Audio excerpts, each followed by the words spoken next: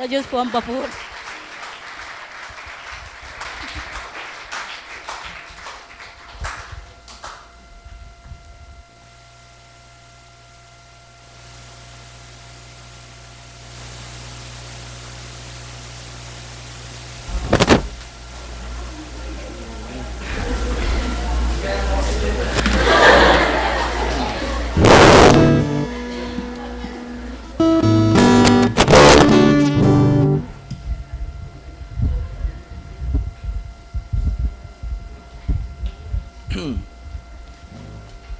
Magandang hapon po sa ating lahat. Alam niyo po, just lately, marami po talagang, kapag tayo pong lahat ay gumagawa sa Panginoon, ano po, marami ka rin nare-realize, marami tayong natututunan, maraming bagay na pumapasok sa isipan natin. At marami tayong desires, no? Marami tayong pinapanalangin, marami tayong gustong mangyari, lalo na sa ministry, which is, of course, good intention, good motive for us to serve God. At alam natin na ang Panginoon ay kumikilos din naman. Pero alam po ba natin na ang Panginoon ay laging kumikilos ayon sa kanyang pleasure, at ang kanyang pleasure ay palaging on time para sa ating lahat. Pero alam niyo po, na-realize ko na sa bawat pagkilos ng Panginoon ay mayroong karampatang obedience naman sa part natin. At sa nakikita ko, without obedience, wala rin tayong may expect sa Panginoon pag hindi po tayo mag-o-obey. Mapapansin niyo po yan dito po sa lyrics ng aking kakantahin. So mag-concentrate po kayo sa lyrics. Huwag po kayong mag-concentrate sa boses po. So, ayan. Mapapansin nyo, puro may obedience dyan. Apo. So, ang title is On Time, In Time, Every Time. Teka lang, dito pala yung aking lipat ako dito. Nandito yung kailangan kong kodigo para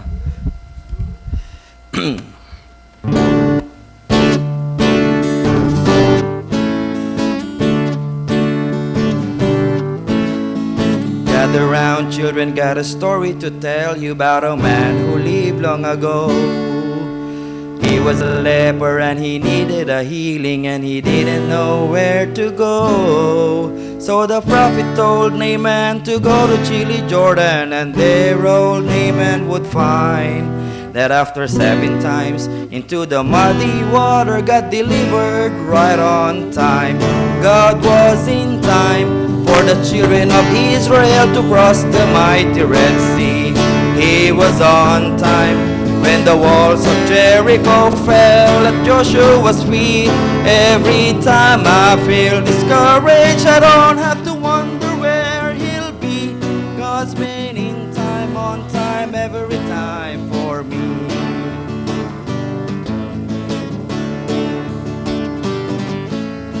There stood David with a sling in his hand right before the giant so tall.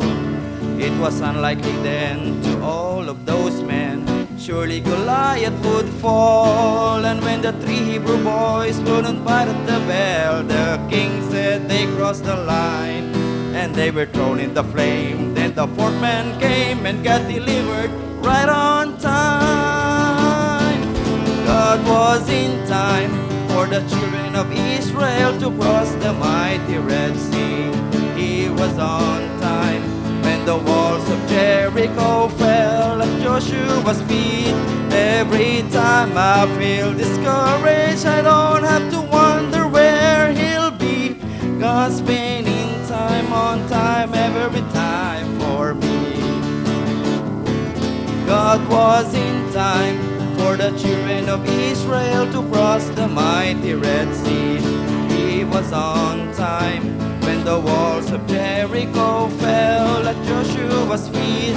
Every time I feel discouraged, I don't have to wonder where he'll be. God's been in time, on time, every time. Every time God's been right on time. God's been in time, every time for me.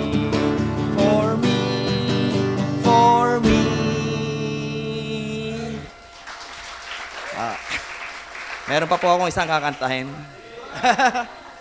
Kasi paminsan-minsan lang naman po ito. Tuwing Benjamin, Sunday lang. So, yung bagay na po yan, actually, yung sa song na yun, na-bless po ako. At marami po kasi talagang dumarating sa buhay natin. At minsan di natin alam kung ano ba to Panginoon, di po ba? At tulad nga ng preaching kanina, maganda yung preaching kanina. Pastor, nakikinig ako kahit na medyo... Salamat pala kay Yong sa Mentos. Anyway, maganda po yung preaching kanina at tama yun, tayo po ay binibigyan ng Panginoon maraming bagay. Kaya tayo rin naman sa bawat bagay na dumarating sa atin, any situation, ang Panginoon ay binigyan tayo ng time, binigyan tayo ng talent, binigyan tayo ng kalakasan, ng health, ng substance, ng treasure. So, alam natin yan, na nalaman natin yan sa mga preaching. At sabi din sa preaching na narinig ko before, yung mga binibigay ng Panginoon na yan sa atin, binibigay yan for us to use pag dumating yung tatlong bagay daw, sabi, the problem, responsibility, at saka opportunity. Pero na-realize ko rin just lately na lahat ng bagay na dumarating sa atin, hindi siya hindi mo pwedeng sabihin, problema ba to, responsibility ba to, or opportunity. I just realized na nasa pala yan, level ng pananampalataya natin. Kung medyo mababa po yung pananampalataya natin, lahat ng dumarating sa atin ang tingin natin problema. Pag medyo tumaas ng konti yung level ng pananampalataya natin, ang tingin natin dyan, responsibility. But, kapag itinaas pa po natin yung level ng pananampalataya natin, lahat ng bagay na dumarating sa atin, ang tingin natin dyan, opportunity. Opportunity for what? For ourselves? Hindi po. Opportunity to serve God.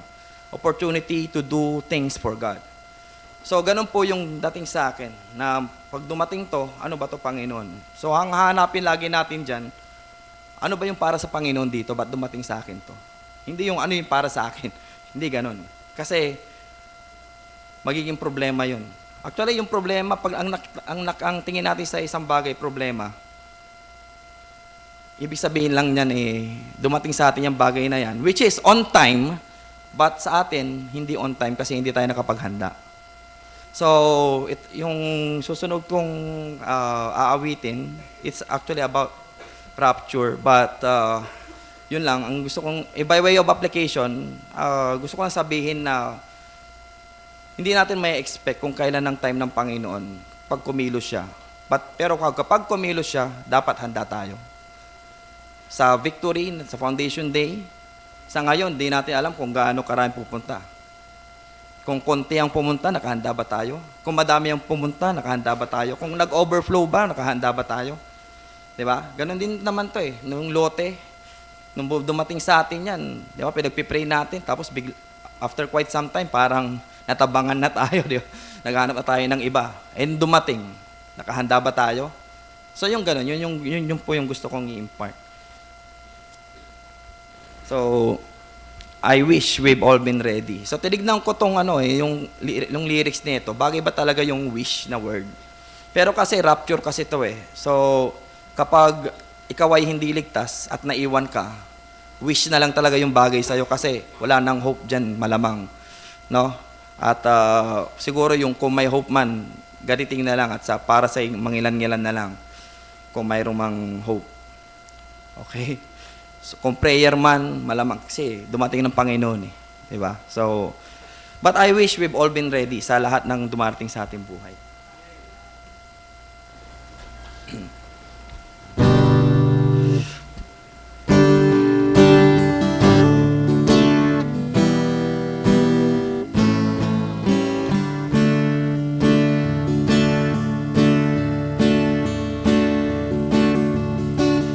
Life was filled with guns and war, and everyone got trampled down the floor.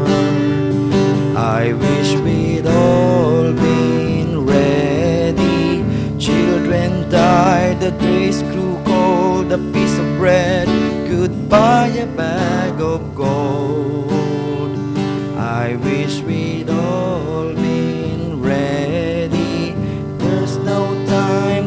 change your mind that the sun has come and you've been left behind.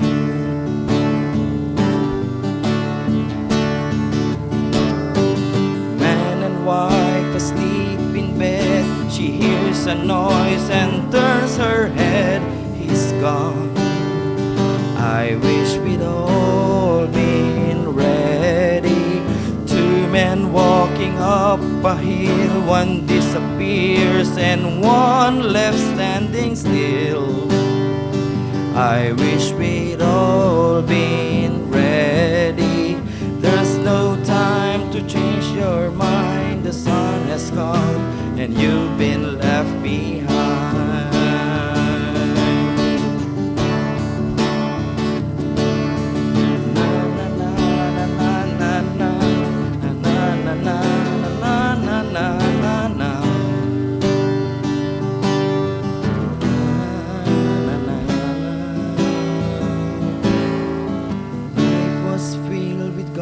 And war, and everyone got trampled on the floor. I wish we'd all been ready.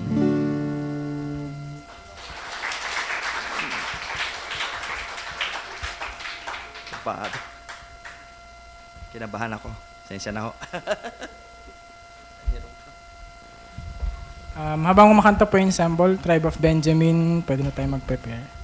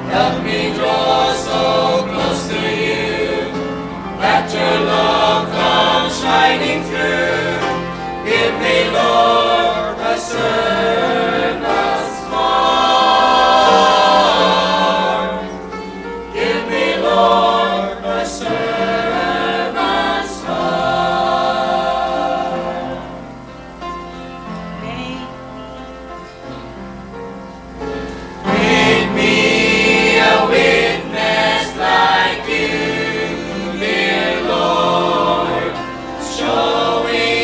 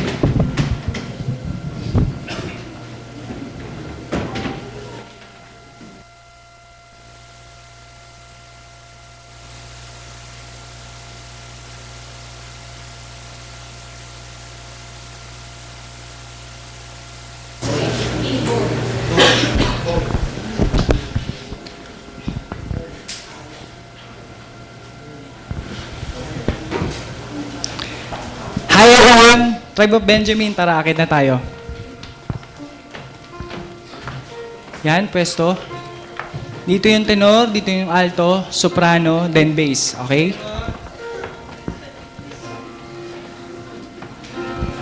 Sige, huwag kayong mahiya. Kompleto na tayo, no? Okay, sisimulan natin yung skit natin ng isang kanta. Ganito ang kanta. In unity to dwell in unity. La la la la la la la la la. Ready na ba kayo? Okay, ready, sing.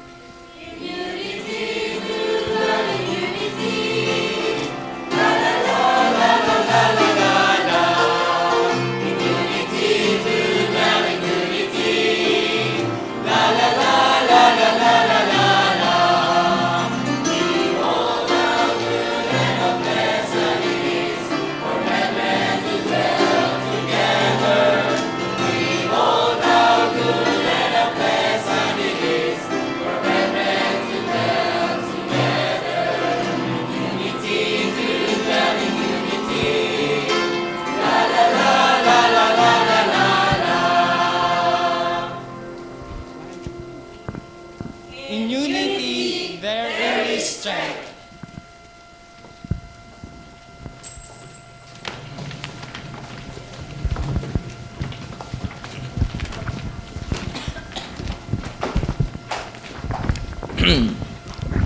So, magandang hapon sa atin, tribe. So, may mga mandato na po tayo actually sa darating na Foundation Day natin, ano?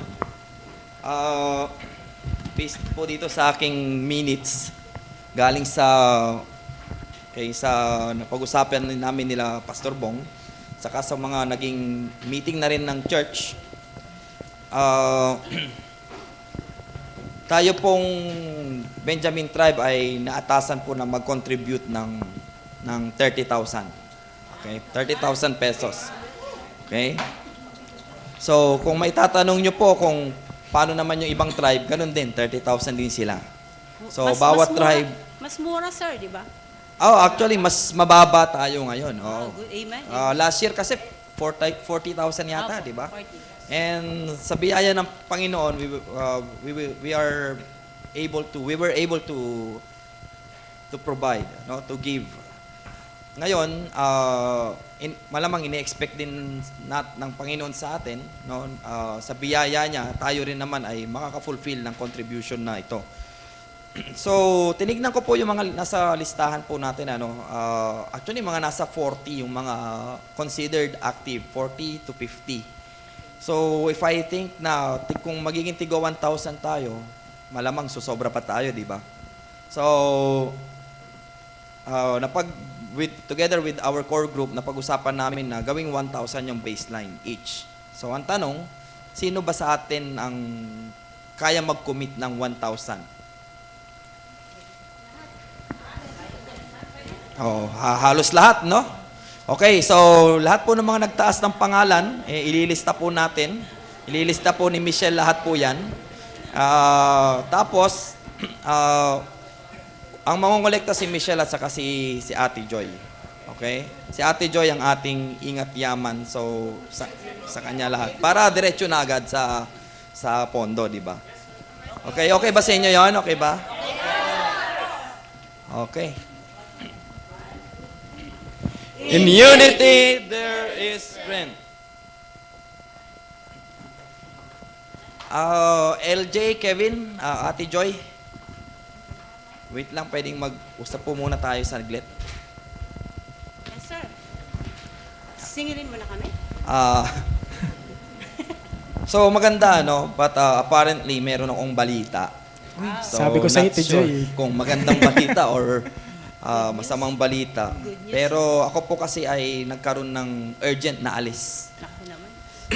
Urgent good as news in Good news. Wednesday lang sinabi, Sunday na agad ang alis. Parang ganun. Good news yan, sir. Bakit Lalo naman sa good akin, news? Kasi may chocolates kami pagbalik mo. Tama? Oo, kuya. Di ba, di ba? Para good news. Pag-pray niyo muna. Okay. Hindi yung pinapanalangin. Pray na tayo. Ay, Amen. grabe. Okay na, kuya.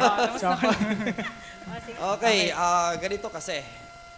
So, for sure, mamimiss ko na yung MDM dahil Feb 15 yung balik ko na. Feb 15. So, kung maayos naman na, nakausap ko na yung buong tribe na kung ano yung magiging part nila, role nila sa MDM. So, malinaw naman sa lahat ng meeting natin with Pastor. Okay po. Ganito na lang. Kevin, ikaw na lang munang bahala dun sa ating Okay. sa program natin Good for news. inviting guests. Okay po. Kasi originally I desire our tribe to be divided into 5. Tapos saka gagawin natin. Pero wala pang strategy gaano. So ikaw na mag-isip kung paanong gagawin. yes po. Yes, sir. And then LJ, Yes, sa kuya. February 22, tayo na yung tayo yung host eh. Host, Oo, tama. host tayo. 1 week lang. So, ikaw na bahala sa natin, presentation, okay? Sige po, okay Kahit po. ano lang, kahit Oo. quick lang, basta may impact. Opo. Maganda po yun. Oo. Tama po, yes sir. Impact May impact. Ayun. Tapos, Ano po yung nasa Ate Joy, itinerary mo, Pastor? kailangan kita actually. Kailangan Kasi, mo kailangan ko ng elder sa tribe namin. So, Alam LJ, ko, tara na. Alam ko po, namumuti na yung puso ko. so kailangan ko ng Parang wala sa tulong script yung- sa mga collection. Madali collection. yan. Collection lang pala. Magaling ako dyan, di ba? Oo. So, i-monitor na lang natin. So, yung napag-usapan natin, well, I also desire na Feb 15 dapat makompleto yung ating ating Sabihin ko na lang, contribution. text Oo. ko na lang sila. Oo. Feb 15. Oo. Kayong dalawa na lang ni Michelle mag-usap. Okay po, okay po. Okay po. Okay. Oh, Huwag mo kalimutan yung chocolates namin, sir. Oo, ah. sir, chocolate, Huwag niyong kalimutan mag-pray. Okay, Okay. sige po. Okay? So, In unity, There is strength.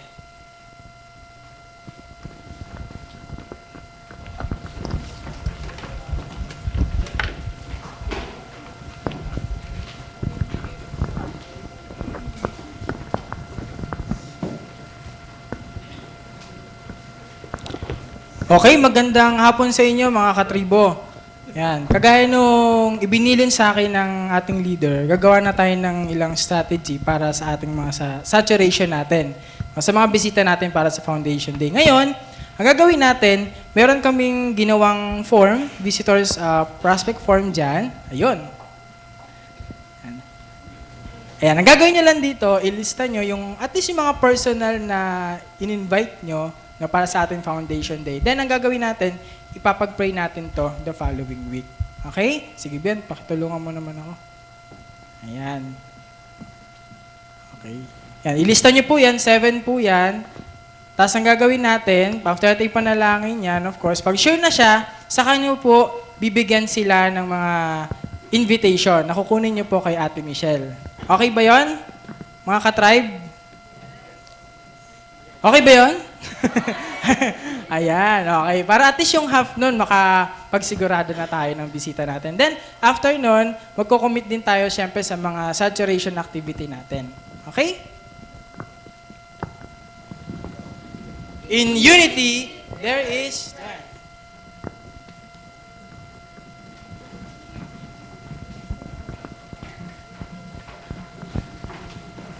LJ! Oh, Ate Joy! Oy, kumusta? Tama-tama, mini-memorize ko yung Ako din sunscreen. Ako, hinahanap Sunscreen ko to naman eh. yung mga susingilin ko. Okay. Kaya kailangan hawak ko to. Ako din. Kumusta ka? Ay, Ate Joy, grabe. Medyo busy ngayong Talaga, February. Mukha nga eh, lagi kang humahabol sa service. Masyadong ano eh, masyadong Late. busy ang schedule mo. Nakakahiya. Pero maiba ako Hmm. remind lang kita, Feb, ano na ba ngayon?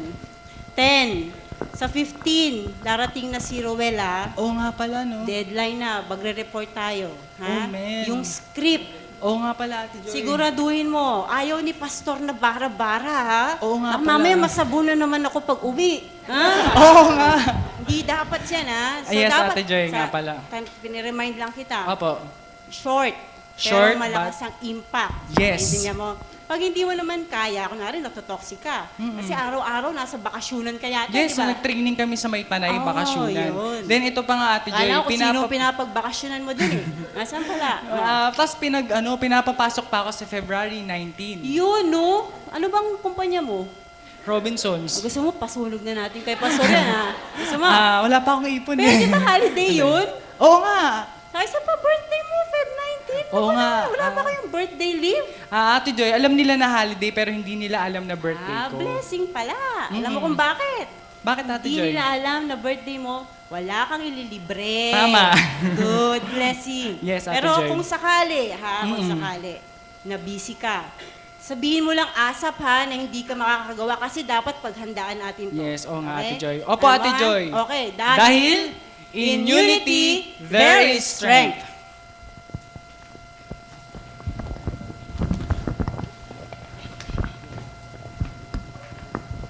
After 2 weeks,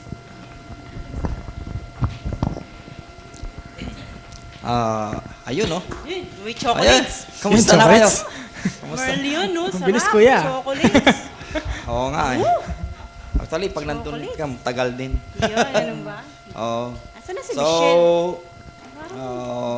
Wala, nasa namimiss eh. ko lang si Michelle 2 weeks. nandyan lang siya, pakalat-kalat. Kamusta na tayo? Ayos Okay po. naman, kuya. Excited kami sa chocolate. Parang ayaw namin Mukhang- mag-report eh. Mukhang Kasi walang chocolate eh. Mukhang, praise God sa medical mission, ano? Amen. Opo. Mukhang tagumpay tayo doon, ano? Opo, praise God. Maganda. So, Ang saya, kuya. oo nga eh. Namiss mo. Nahanap ko nga yung sa Ustream, wala pala. Wala. Walang Wala MDM naman sa tayong Ustream. internet dun eh. Oo. No. Okay, so, paano na pala yung ano natin? Feb 28, Foundation Day. Sa visitors po natin, kuya, nag-come up kami dun sa visitors prospect form last week. Okay. At marami naman pong nagpasa. No? At naitotal na rin namin yan. Ilan na? At nasa... Ilan na? Tinatanong ako ni Pastor eh.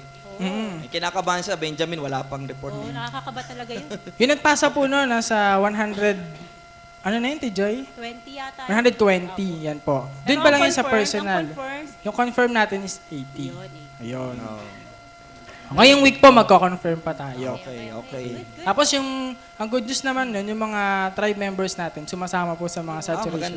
Maganda yun. Oo. So, kahit walang masyadong utos, di ba? Yes. Wala Chocolate. ba? Wala ba? Chocolate. Di ba iniwanan mo kami ng utos? Sige. Yun lang yun. Pagkatapos, yun hindi na lang. kailangan ng utos. Okay. Okay. Anyway, so, paano yung ano natin, Joy? Collection. Bayang bigkas. Sa bayang bigkas muna, sir.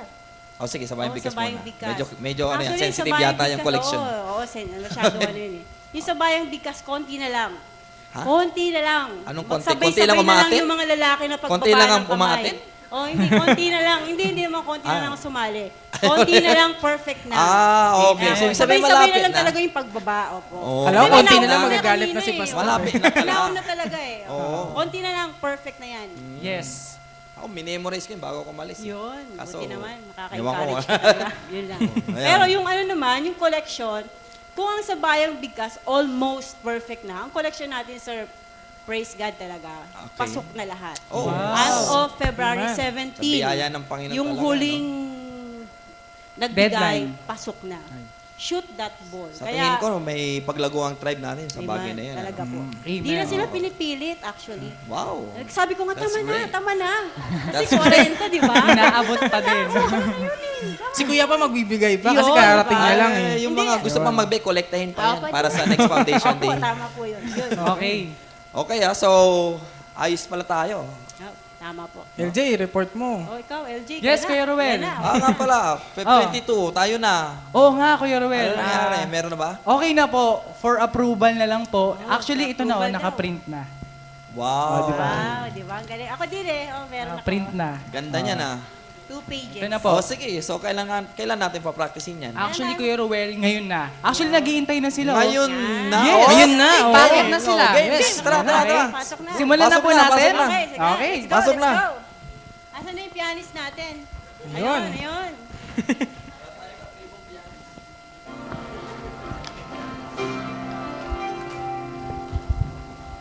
In unity to dwell in unity. La la la la la la la la la. In unity to dwell in unity. La la la la la la la la. Behold how good and how pleasant it is for brethren to dwell together. Behold how good and how pleasant it is for brethren to dwell together. In unity to dwell in unity. La la la la la la la la la. In unity there is strength.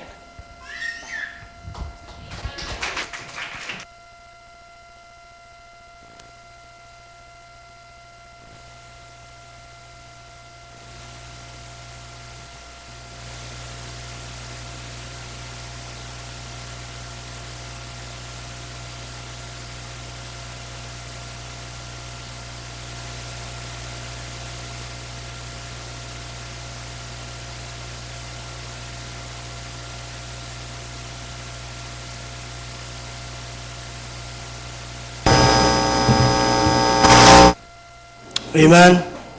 Thank you. Tribe of Benjamin. Ano ba yun? True to life ba yun? Yan ang mga kaganapan sa Tribe of Benjamin. And of course, as I've always, emphasized this, that the Lord will always honor unity. Unity of a small group, may magagawang malaki. Unity of a big group, may magagawang malaki. The precursor of every true success is unity. True unity, which is from the Word of God. Praise God for that. Well,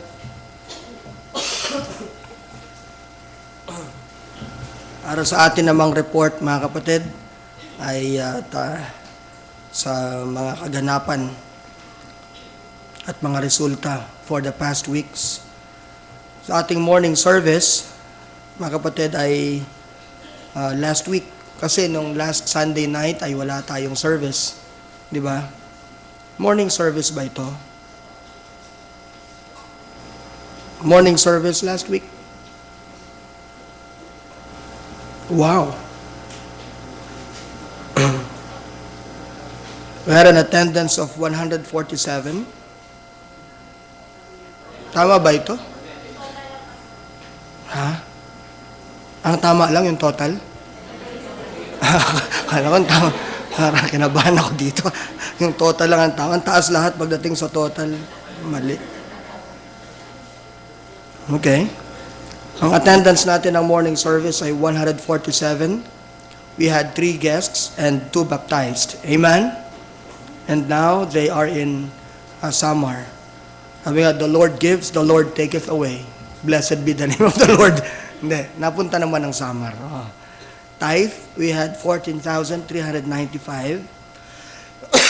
excuse me, love of 2,675, faith of 2,595, building of 2,206, kids of 51 pesos, mercy offering of 975, for a total thanksgiving of 25 pesos for a total offering of 22,897. Okay, 22,897. Well, yung ating photocopier ay inilipat na natin dito pansamantala habang ginagawa mga kapatid yung lugar natin doon at hintay-hintay lang tayo dahil 7 miyembro yata natin ang may pwesto doon eh. Oo. Pero we will just wait for that. Pero I have given an instruction kay June at kay Christy na kapag magtatanong ng photocopy ay sabihin lang sa LYC, hindi sa Lighthouse Bible Baptist Church, sa LYC. Nandoon po. Pansamantala lang naman yung photocopier dyan. Sapagkat lahat ng kita niyan mga kapatid, actually ay napupunta sa ating mercy offering. Okay? Tataka kayo, kahit nga sana yung coffee natin eh, yung machine na yan ay dinonate ni Sister Marivic. Oo. Para lahat din ng ng profit niyan ay mapupunta sa mercy offering natin. At hindi magiging ganon kaganda at smooth ang gastusin sa ating medical and dental mission kung wala po yung mercy offering natin. Amen? At napaka-smooth ng ating pagbili ng mga kinakailangan natin. At hindi na tayo kailangan kumuha sa tithe natin o sa regular fund natin. Yung mercy offering natin ay bibigyan ko ng porsyento. Porsyento para sa education, porsyento para sa patay, porsyento para sa may sakit, porsyento para sa sa medical and dental mission. Kasi as of today, parang nasimot sa medical and dental mission. Paano kapag may gusto tayong tulungan na mga estudyante? Okay? Doon natin kasi lahat kinukuha yon sa ating mercy offering. Sa ating doctrine class, last Tuesday, we had an attendance of 59. Meeting natin ito eh. But we had an offering, tithe of 10,000 pesos, love of 2,000, faith of 2,000, building of 490, mercy offering of 3,000, first fruits fulfillment of 33,000, for a total of 50,490 and 50 centavos. Amen? That is our doctrine class. It is good that we made a decision to have our offering during our doctrine class sapagkat meron ibinibigay ang ating mga members during this time. Sa ating prayer meeting, meron tayong attendance na 70 at tithe na 210, building of 545. Ito naman, for a total offering of 755. Alam niyo, ugaliin natin na whenever we come and come together and pray and worship God, let us aside from our tithe and our regular offering, ihanda natin ang ating sarili na makapagkaloob. And let us always enter into the house of the Lord with an offering in our hands. Okay? So, magandang practice yan, that whenever we have an offering, we give. Kahit sa fellowship pa yan eh. Minsan, binibiro-biro ko lang yun. Pag may fellowship tayo, sige, tayo ikaw, maglagay ka, ganun. Pero it's a good practice, mga kapatid. Hindi maling bagay yan. Because there is no true worship without an offering. That is a biblical practice. Okay. For our Sunday school kaninang umaga, and our Saturday school sa LAC natin, we had 54 in our main, 13 sa ating teach class sa ladies at sa men, at 6 naman sa ating teach class sa men. Wala yung do class. I'd like to remind our teachers sa do class. Students are coming. Students should understand our practices, not just our doctrine. Sa isang church, merong practice yan na ginagawa. Tulad ito, practice natin ito. Di ba? Yung ginagawa dito, practice natin yan. Yung evening service natin, practice natin yan. Kailangan malaman ng mga members yan. Ay, meron palang evening service. Hindi lang mayroon. Dapat nating atinan yung evening service. Amen? Because that is our church practice. Kahit saan naman may practice. Pero these are biblical practices. Okay, sa atin namang morning worship service kanina po, we had a total of 175. Marami tayo kanina. We had 146 adult and young people. Excuse me, and we have 29 children sa ating worship service. Sino mahawak ng worship service ng junior? Ng head ngayon? Ha? Ay, may sistema na sila. Ako nawala na ako sa sistema. Okay, so just to let you know, halimbawa may mga may mga bisita tayo, may mga dala silang anak. You encourage yung mga bisita natin na dalhin yung kanilang mga anak doon po sa taas.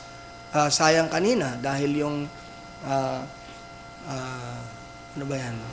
Bilas ba yan? O ni Roma ay nakikita ko yung bata pwede sa taas. O pwede siya sa taas sumali.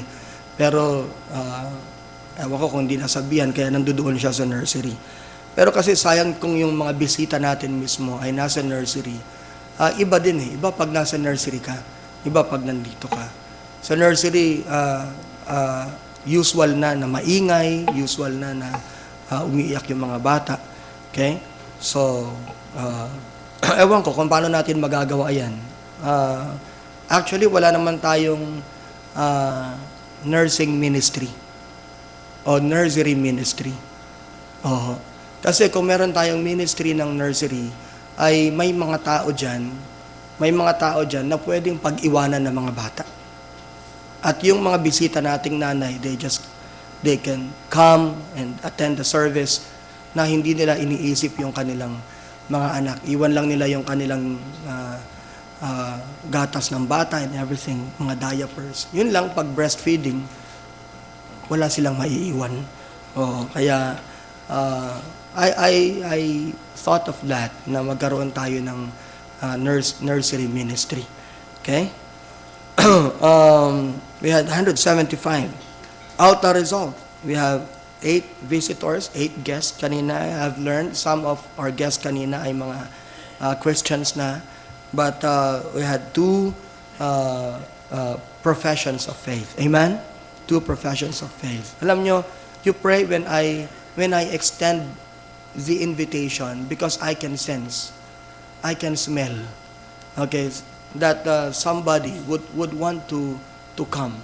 And kayo rin maging tawag to, sensitive din kayo sa katabi nyo.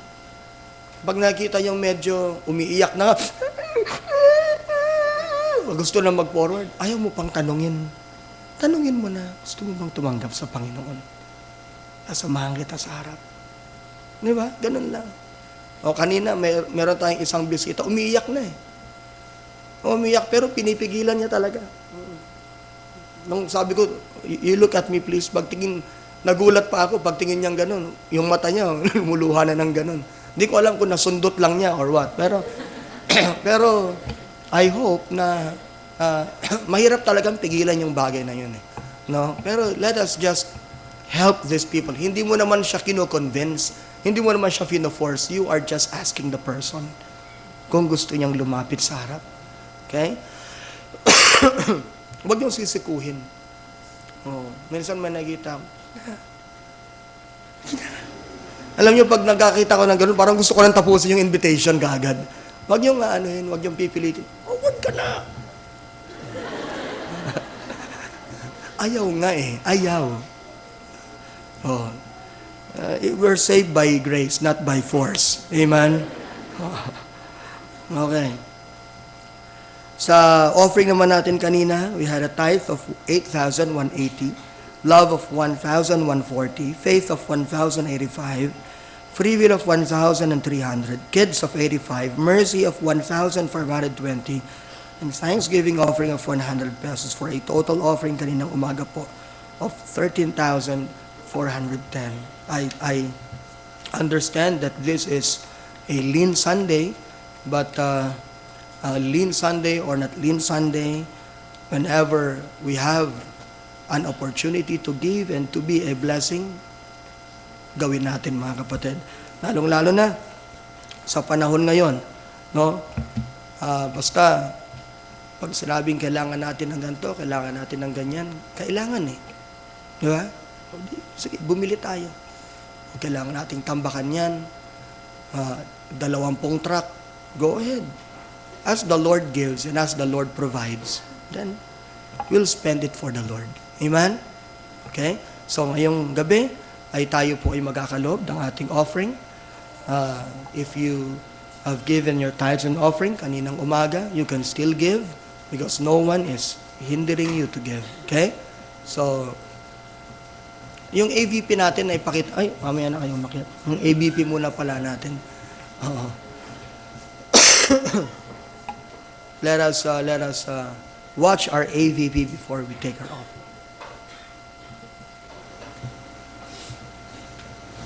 AVP, the report.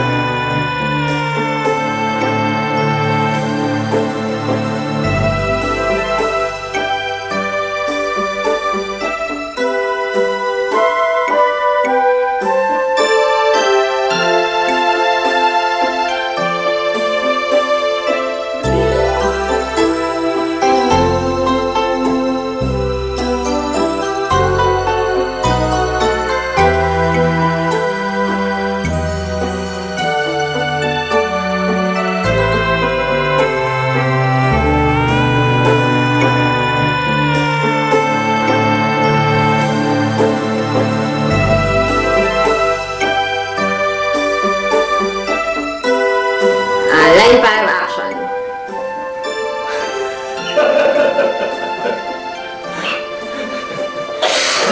Action. Hindi lang. Ano ba yun? Hindi lang. 7, action.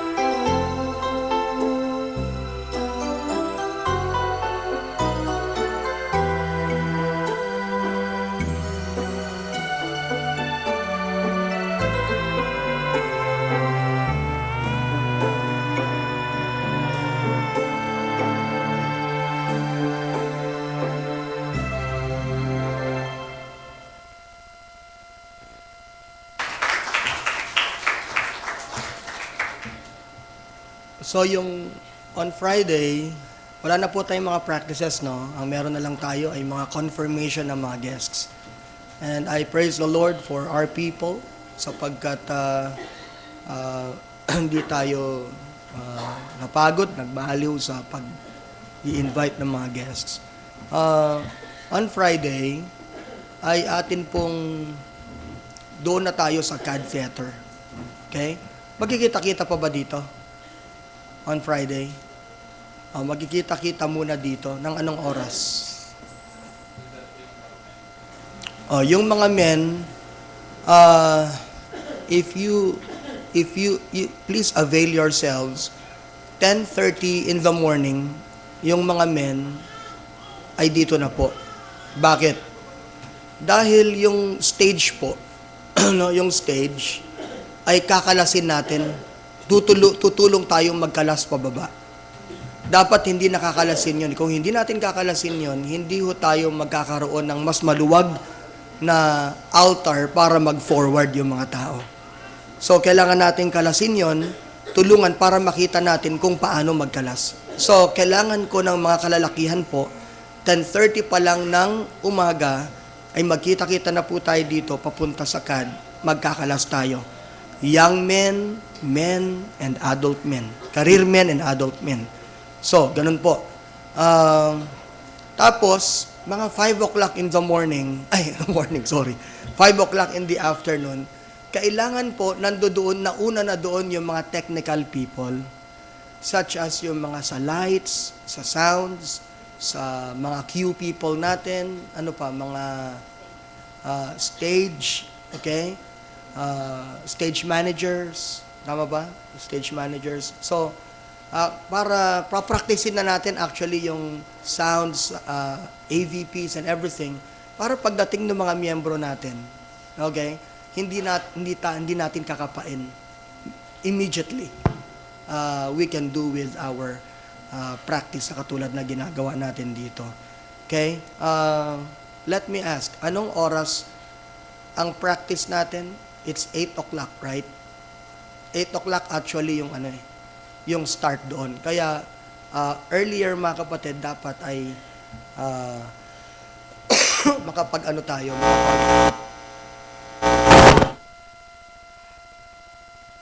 yan. Ginigising ko lang yung iba sa inyo. Early ay makapag-start na tayo. Kung pwede kayong mag-early, na mag-out sa inyong mga trabaho. Siguro mga 7 o'clock, maghihintayan dito. Okay? Hanggang 7:30 or 7:45. Dapat by 7:45 nandoon na lahat. Then, start na tayo. Okay? So, but on Tuesday, I need you to be here dahil po yan na ang ating huling meeting. Okay? Huling meeting na natin yan for our Foundation Day. So, lahat ng details, mga kapatid, at mga persons involved, I need you to be here on Tuesday. Be early so that we could start early and matapos tayo ng hindi early. Okay? Tingnan lang natin, no? Kasi marami tayong mapag-usapan at repasuhin sa Tuesday. Okay? So, yan po ang mga announcements natin. Tumayo po tayong lahat and let us give and be a blessing sa Panginoon. I'd like the ushers to please come. Be on your post. So, yung mga ushers kanina, nakapag-meeting kayo? Okay. So, ang ushers natin sa offering doon sa CAD ay habang nagsisinging, okay, dapat yung mga ushers natin sa CAD ay ready na po kayo. Nakapwesto na kayo. Para pag tinawag ni Brother Robert na we will have our offering and let's call our ushers. Actually, formality na lang. Nandoon na yung mga ushers. Okay? So, tayo po'y manalangin. Heavenly Father, we praise you and thank you for, again, giving us the opportunity to give. And Lord, help us, Lord, to give with a cheerful heart at tulungan mo po na sa aming pagkakaloob sa inyo. Sa tuwing kami ay mag-worship, ay ang aming offering ay maging mabangong samyo po sa inyong harapan. Ito ang aming dinadalangin sa pangalan ni Jesus na aming tagapagligtas. Amen. Please be seated. Give and it shall be given unto you because God loves a cheerful giver.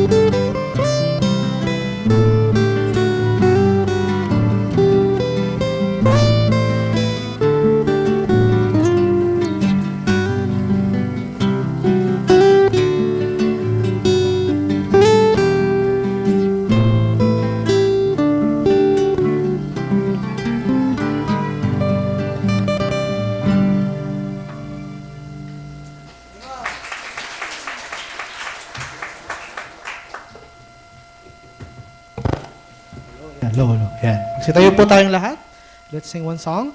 At habang pong sa pag-awit natin ng second verse, I'd like the choir to please prepare. Victory in Jesus.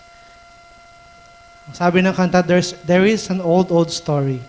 That the Lord Jesus give us the victory. Kaya po tayo merong kaligtasan. Pero ngayon darating ng linggo, masusulat na naman ang panibagong istorya ng victory na ibibigay sa atin ng Panginoon. Amen? Victory in Jesus. Ready? I heard an old story, how a Savior came from glory, how He gave His life on Calvary to save a wretch like me. I heard about His groaning, of His precious blood atoning, and I repented of my sin and won the victory. Wait lang po. Bago tayo magtuloy sa chorus, ulitin natin yung pong first stanza. To save a wretch like me. Ganyan po yan. Ang tamang pag-awit po niyang Victory in Jesus. Let's sing once more. Ready? I heard an old story, how a Savior came from glory, how He gave His life on Calvary to save a wretch like, amen. I heard about His groaning, of His precious blood's atoning. Then I repented of my sin and won the victory. Come on! Oh, victory in Jesus, my Savior forever. He sought me and bought me with His redeeming blood. He loved me ere I knew Him, and all my love is to Him.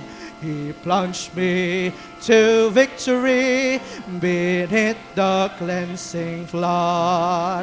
I heard about His healing, of His cleansing power revealing, how He made the lame to walk again and caused the blind to see. Amen. And then I cried, dear Jesus, how You came in your broken spirit. And somehow Jesus came and brought to me the victory. Oh, victory in Jesus, my Savior forever. He sought me and bought me with His redeeming blood. He loved me ere I knew Him, and all my love is to Him. He plunged me to victory beneath the cleansing flood. I heard about a mansion He has built for me in glory. And I heard about the streets of gold beyond the crystal sea, about the angels singing and the old redemption story. And some sweet day I'll sing up there the song of victory. Oh, victory in Jesus, my Savior forever. He sought me and bought me with His redeeming blood. He loved me ere I knew Him, and all my love is to Him. He plunged me to victory beneath the cleansing flood. Please be seated. Choir, please come.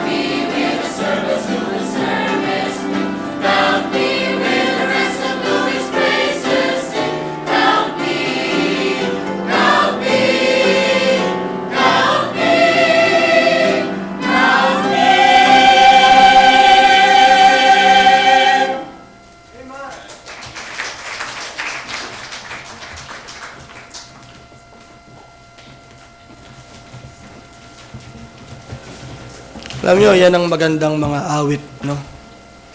Hindi yung mga awit na nagpapaawa. Mga awit na nagbibigay ng commitment sa Panginoon, nagtitiwala sa Panginoon, sa Kanyang biyaya. Okay? And we just thank the Lord for the choir who has been there since the beginning to encourage us to sing these kinds of songs so that through music, these people can be an encouragement and the church would be encouraged. Okay? I'd like to continue on with the message that I have given last week. Sunday morning, di ba, I gave a message. You remember that? Concerning covetousness. Beware of covetousness. But, yung mensaheng yan ay pangbuong, pangbuong, ang buong araw. Okay? And since our pastor called us to be with them doon sa Tatalon, ay hindi ko na ituloy. Okay? At ito ay isang magandang aral, mga kapatid. And I believe that we could all learn from this and be aware of this sin. And naniniwala ako na habang mababaw pa lang ang mga bagay na to, ang kasalanan na yan sa ating buhay, ay kaya na natin kaagad i-arrest. Sana.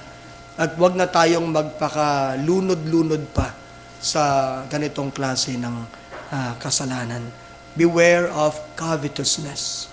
Let us all stand as we read our text tonight.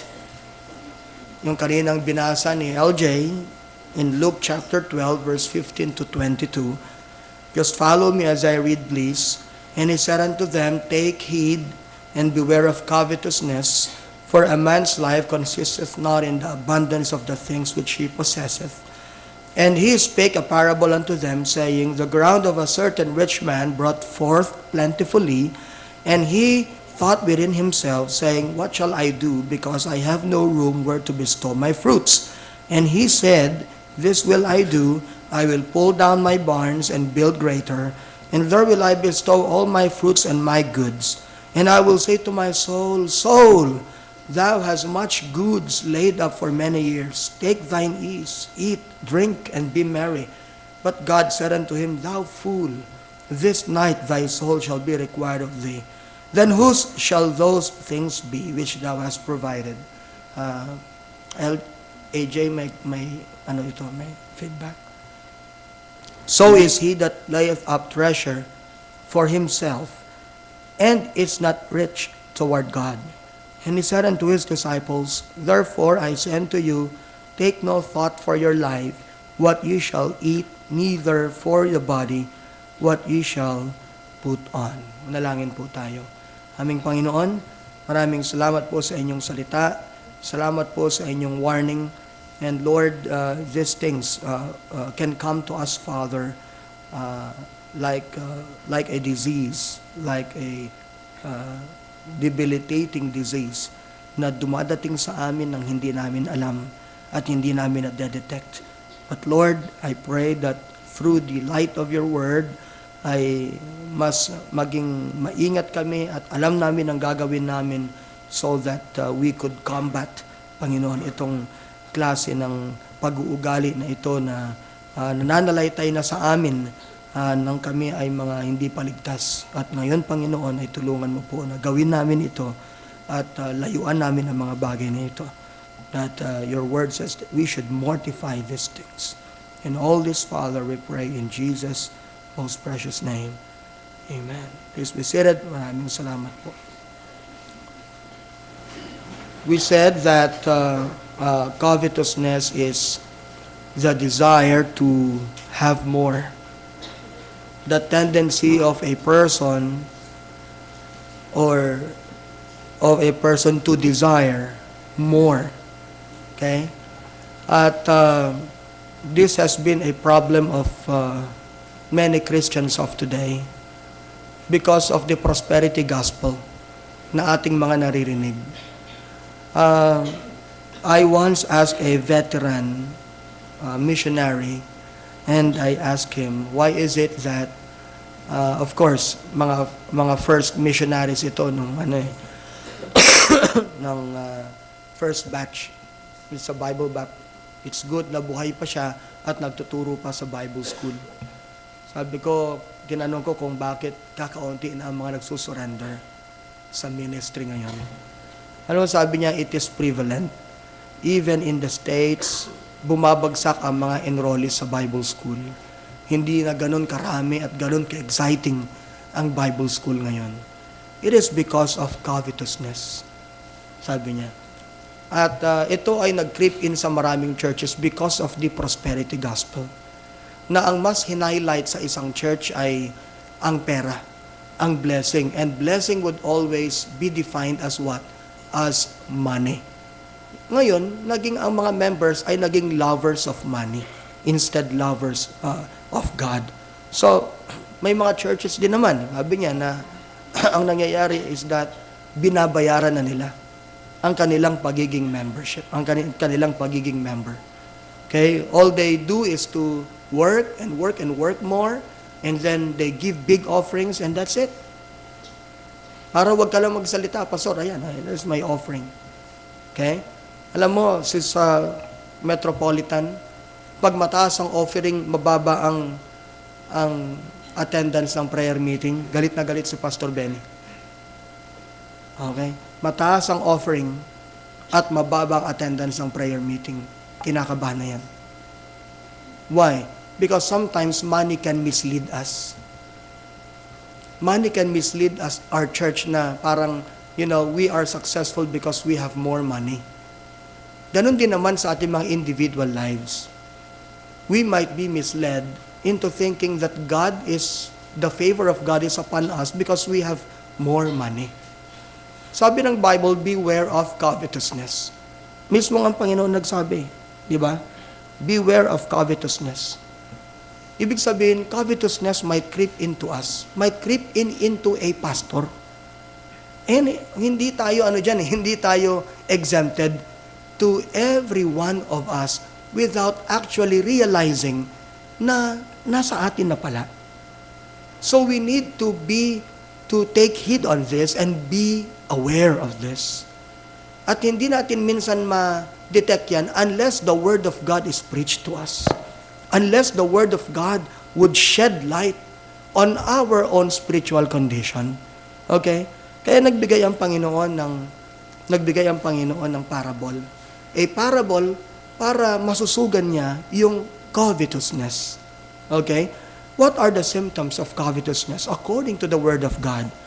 At katulad nga ng sinasabi ko, maaga pa lang ay dapat ma-arrest na natin. Okay? Hindi ako naniniwala na ang mayayaman lang ang covetous. Hindi ako naniniwala na ang mahihirap lang ang covetous. Alam niyo mga kapatid, mahirap o mayaman pwedeng maging covetous if they would have this symptom. Una, may symptom when a person measures his worth based on the things that he possesses, he has a symptom of being covetous. Andiyan na yan, huwag niyo nang kokopyahin. Last week yan na yung ko. Di ba? Kapag yung self-worth niya at yung kanyang value ay nakikita na niya kung ano ang laman ng bulsa niya o ng kamay niya o minimeasure na niya ang pagkatao niya sa yaman. At hindi niya ito minimeasure kung paano siya tinitingnan ng Panginoon. Okay? Yan ay bakit? Sabi ng Bible yan eh. Ano ang sabi ng Bible? And he said unto them, take heed and beware of covetousness, for a man's life consisteth not in the abundance of the things which he possesseth. Ngayon, kabaligtaran yan.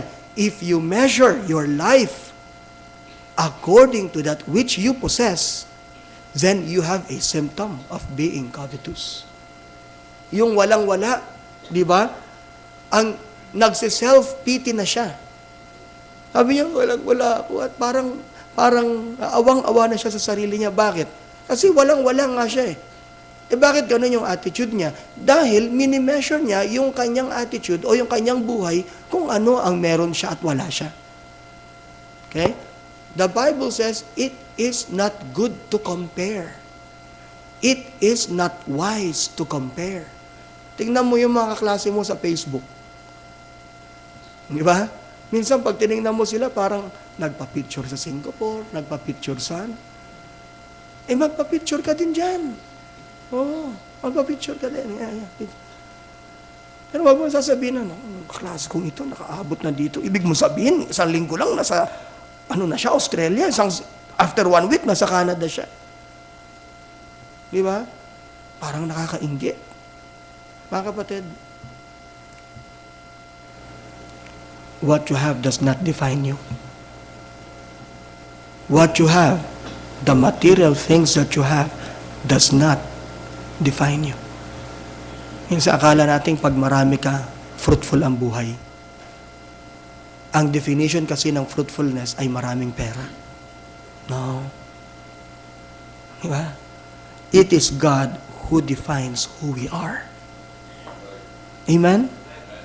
If you define yourself as very poor as in wala, you look at the Word of God if you are Christian and get to know the definition of your life from God's Word. Secondly, when a person has an insatiable desire for more, an insatiable, unquenchable, hindi mo mapigil mga kapatid, na gusto niya marami. Meron na siya, gusto niya pa ng marami. Hindi mo mapigilan.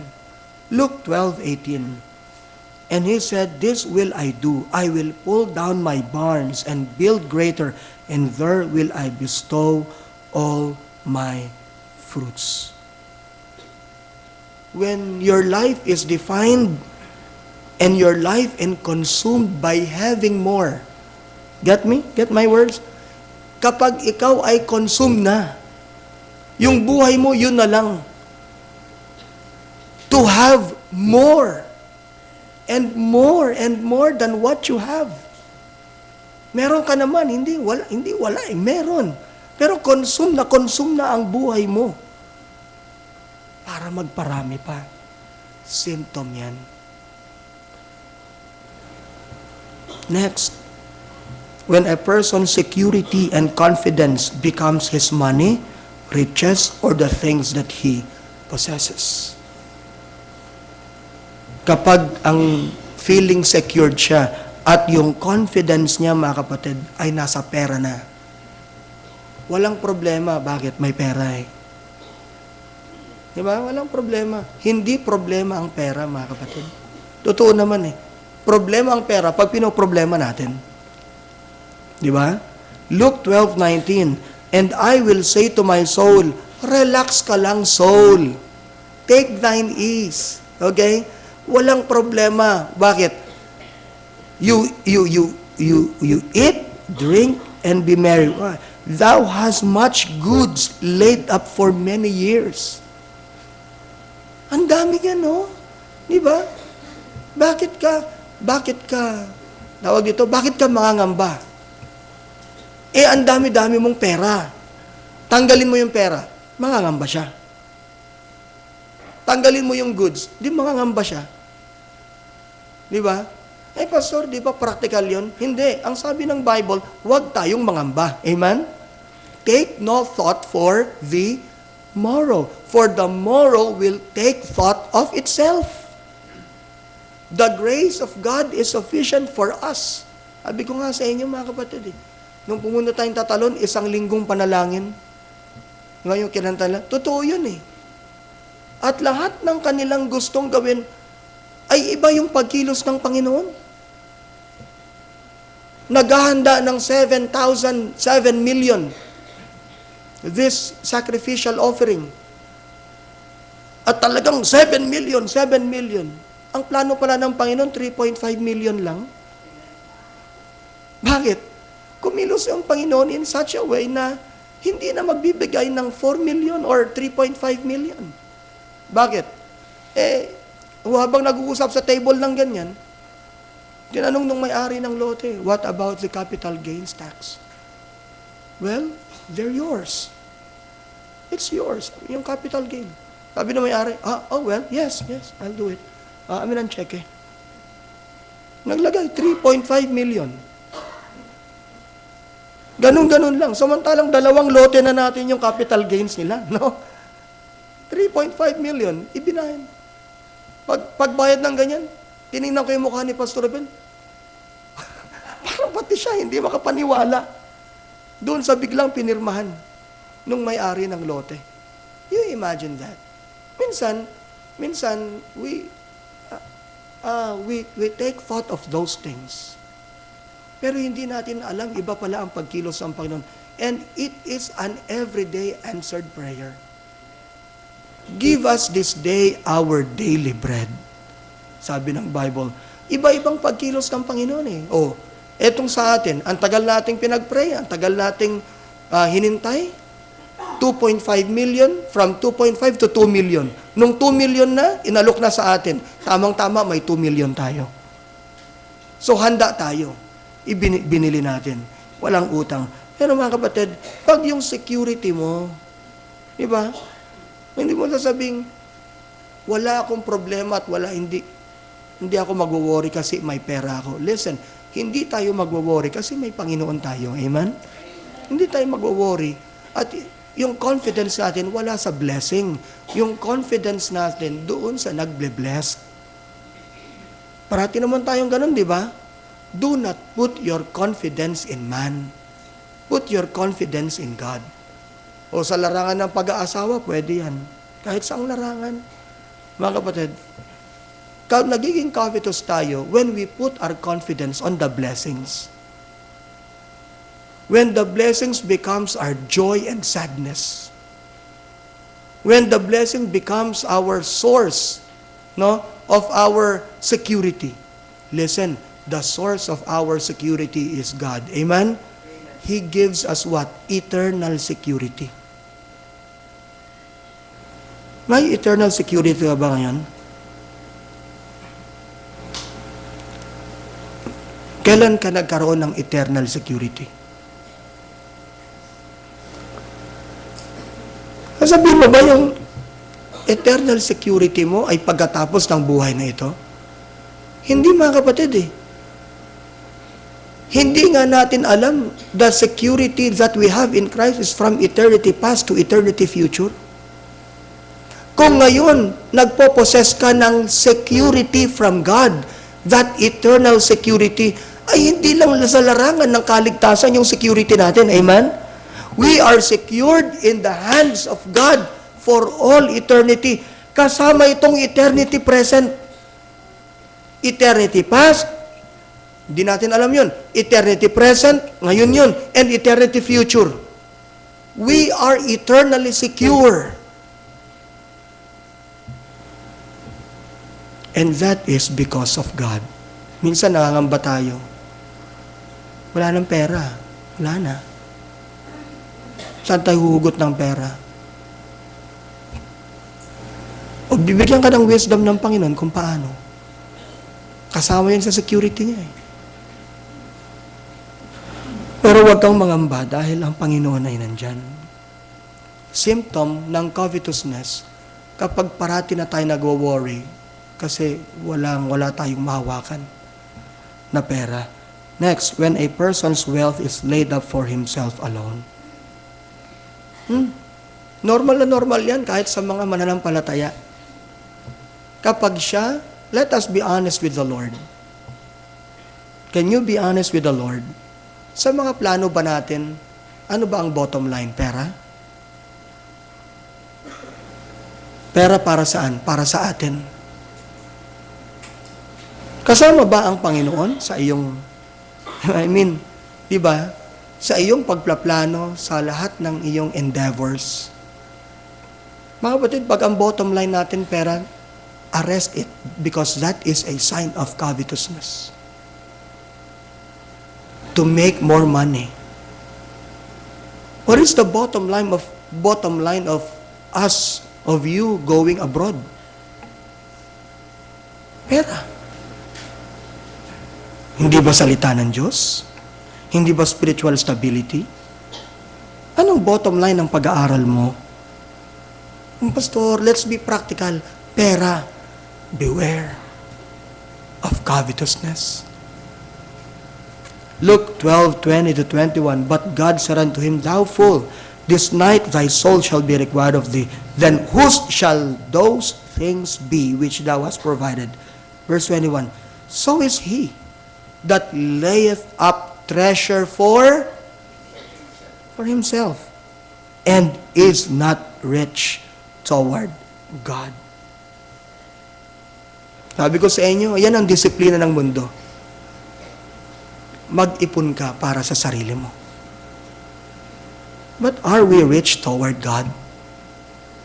Can we say that we are rich in Christ? Or we are rich toward heaven? Minsan nga, kahit ako, inuisisa ko ang aking sarili. Ano bang bottom line lahat ng, is this for me to get money for my family? Diba? Ano ba? Bakit ba? Minsan may mga venture kami. Is this to get money? Ang bottom line ba nito, pera? Kahit ako, pastor. Aside from what I do, dito as a pastor, minsan meron kami mga venture ng wife ko. Oh, meron mga napag-usapan, ano bang ano nito?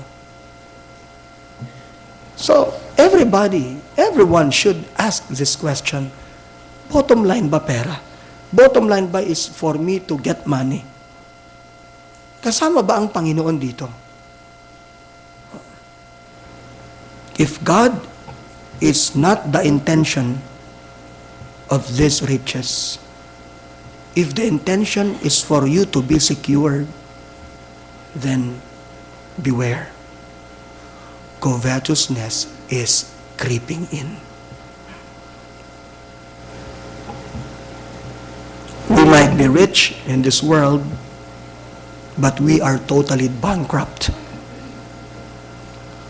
We might be rich in this world, but we can be totally bankrupt towards heaven. Why? Because we only lay up riches for ourselves. Next, ano pang symptom ng covetousness? Sabi ko sa inyo these things are not issues in the world. So wag mong titingnan yung definition ng covetousness in the light of the world's standard. Amen? Let us look at the definition of covetousness in the light of God's Word.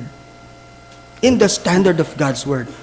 Next is when a person worries much on temporary things of life, he becomes what? Covetous. And he said unto his disciples, therefore I say unto you, take no thought for your life, what you shall eat, neither for the body, what you shall put on. You see? Di ba? When you take thought, sa Tagalog yan sabi ko, mabalisa ka. Mabalisa. Okay? Ikaw ay magkaroon ng discouraged heart because of the things of this life, of money. Oh, wala kang pera.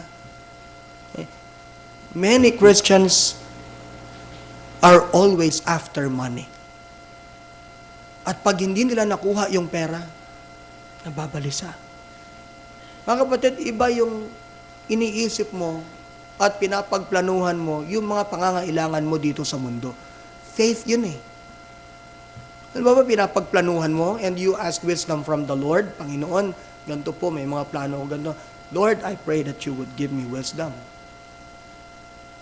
At nagpaplano ka.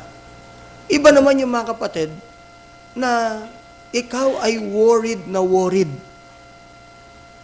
At ikaw ay nababalisa sa kaplaplano at hindi mo na parang alam ang gagawin mo. And your life is consumed by the things of getting money. Those are the symptoms of covetousness. The danger of covetousness. Covetous people are dangerous people. Okay? Sabi ko sa inyo, mga kapatid, eventually, ang isang covetous na tao ay nakakalimutan ang moral values. Basic moral values. At when he is consumed in getting more, ay eventually, he can even forget the faith. Are you with me? He or she can even turn back from the faith. Bakit? Colossians chapter 3 verse 5. Mortify therefore your members which are upon the earth. Fornication, uncleanness, inordinate affection, evil concupiscence, and covetousness, which is what? Covetousness, which is idolatry. Oh. This is a sin na sinasabi natin na mabigat. Ang idolatry. Well, we all know that when we bow down to a graven image at when a person would serve a demigod or a false god, that is idolatry. But listen, idolatry is covetousness, and covetousness is idolatry. The same principle runs through covetousness and idolatry. That is why, sabi ko sa inyo, ito ay dangerous. Kung ito ay nag-creep in na, mga kapatid, i-arrest natin, tanggalin natin. Bakit? Maraming churches, ang problema ay hindi idolatry, covetousness. Maaring sa isang church building, wala kang makitang mga idols. Sa isang church building, wala kang niluluhuran ng mga imahen ng mga idols o mga graven images. At sasabihin mo, this church, no, ang church na ito, they abhor idolatry. Pero, how about covetousness? How about covetousness? Wala ngang idol. Kung namamayagpag naman ang covetousness sa mga buhay ng mga miyembro, mga kapatid, ganun din po. Amen? Kaya beware, sabi ng Bible. Turn our backs from this. The principle that lies behind covetousness and idolatry are one and the same. Look, you see, the Apostle Paul did not say, you take away idolatry. No. you take away covetousness. Because he was speaking to Christians. Ang kausap niya dito, mga Kristiyano. Alam naman natin na mga Kristiyano hindi na sumasamba sa rebulto. Di ba? Kung meron pa ditong sumasamba sa rebulto, tigilan na natin yan. Kaya ang sabi niya, you mortify covetousness, which is idolatry. Let's look at the Word of God on how God is against idolatry. I am the Lord thy God, which brought thee out of the land of Egypt from the house of bondage. Thou shalt have no other gods before me. Thou shalt not make thee any graven image or any likeness of anything that is in the heaven above, or that is in the earth beneath, or that is in the waters beneath the earth. Thou shalt not bow down thyself unto them, nor serve them. For I, the Lord thy God, am what? A what? He is a jealous God. That is idolatry. And sure enough, we do not do this anymore. We do not anymore bow down to idols. Amen? We do not anymore serve graven images. But listen, idolatry is the same as covetousness. Don't you know that God is jealous over covetous people? The same principle. Mapanibugho ang Panginoon. At sa ating mga mananampalataya, we might not know, hindi na sa graven image, pero doon sa kasalanan ng covetousness. Ano sabi ng Bible? Leviticus 19:4, turn ye not unto idols, nor make yourself molten gods. I am the Lord your God. Chapter 26, verse 1, ye shall make you no idols, no graven image, neither rear you up a standing image, neither shall you set up any image of stone in your land to bow down unto it, for I am the Lord your God. 2 Kings 17:12, for they served idols, whereof the Lord had said unto them, ye shall not do this thing. Do not serve an idol. Do not be an idolatrous nation. It was first commanded to the nation of Israel because the Lord wants total loyalty before Him. Ang gusto niya, mga kapatid, ay loyal ang kanyang mga tao sa Kanya. Ayaw niyang mag-change sila. When you say, when the nation of Israel becomes idolatrous, anong nangyayari? Ibig sabihin, may change of loyalty sila. 1 Corinthians 10:14, wherefore, my dearly beloved, flee from idolatry. The command is consistent. From the Old Testament to the New Testament, it is consistent that we should abhor, we should avoid the sin of idolatry. But let me tell you, brethren, we might not be guilty of idolatry. But how about covetousness? How about the love for money? The desire to have more money. Pag sinabi mo sa akin na, Pastor, hindi ba normal yan at practical to desire to have more money? Beware. The standard of this world has taken hold of you. Because in the Word of God, that is not normal for Christians.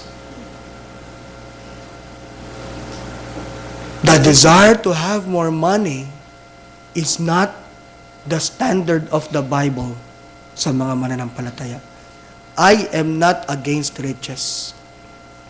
I am not against money. Mga kapatid, kapag kayo walang pera, wala rin kayong may bibigay sa offering eh. Di ba? Pero hindi yan lisensya para sabihin ko that you should desire more money.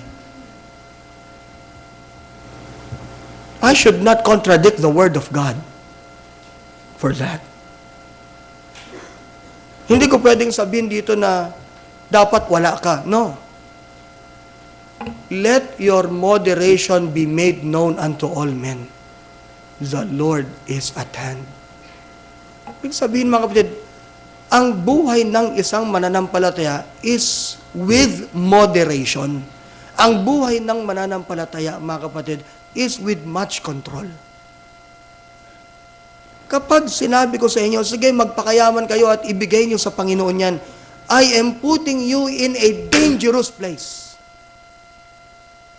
Sapagkat yung bang sinabi ng Bible, magpakayaman kayo at bigay niyo sa Panginoon yan?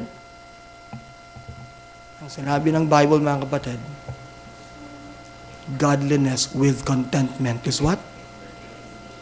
So be godly. You want money? Don't think of money. It will come. As you work, as you do the principles of God's Word, if God is against idolatry, surely He is also against covetousness. If God abhors idolatry, surely God abhors covetousness. Kung ang idolatry ay mabahong samyo, mabaho sa harap ng Panginoon, ang covetousness, ganun din mga kapatid. Kaya, let us avoid. What are the similar principles behind idolatry and covetousness? Idolatry is taking upon yourself the kind of God you want to serve. 1 Corinthians chapter 12 verse 2. Ito yan eh. Diba? Idolatry is taking upon yourself the kind of God you want to serve. Ye know that ye were Gentiles carried away unto these dumb idols, even as you were led. Sa idolatry, mga kapatid, ang sabi ng Bible, ang mga idols ay dumb idols. They do not speak. They do not have the power to reason out. Kaya ang mga idols, kahit anong gawin mo sa kanila, hindi aangal because they are dumb. Bihisan mo yan, make-upan mo yan, anuman ang costume na ilagay mo dyan, hindi aangal yung idol na yan, dumb yan eh. Imagine mo mga kapatid, if idolatry, and it is true, idolatry is the same as covetousness. Pag ang mga Kristiyano ay nagiging covetous, we treat our God as what? As like those dumb idols. Kung paano isang idolatrous person na kinakaladkad niya ang Diyos niya kahit saan, at siya ang nag-define kung anong gusto niyang gawin sa Diyos niya, ganun din ang isang covetous na tao. Ang isang covetous na tao, kinakaladkad natin, o na Kristiyano, ang ating Diyos kung saan natin according to our schedule. Ikaw, Panginoon, ang mag-adjust sa akin. Hindi ako mag-a-adjust sa iyo. According to our works. Ilang beses ko nang narinig yan, mga kapatid. Na merong mga mananampalataya na hindi maging established sa kanilang Christian life. Why? Sapagkat ang ginagawa natin, parang ang Diyos natin ay dumb idol. It is not anymore Christianity according to God's Word, not anymore Christianity according to Him, but it is Christianity according to us. Gagawin natin kung anong gusto natin gawin. Tama. Magbibigay tayo kung kailan natin gustong magbigay. Kung ayaw natin, edi wag. Attend tayo ng church kung kailan natin gustong umattend. Kung ayaw natin, ano ngayon? Maglilingkod ako sa Panginoon kung kailan ko gustong maglingkod at kung anong panahon. Kung ayaw ko, edi wag. Ang nagiging Diyos tuloy ay tayo. Beware. Covetousness is the same as idolatry. Bakit? Ako mga kapatid. For the sake of money. For the sake of money.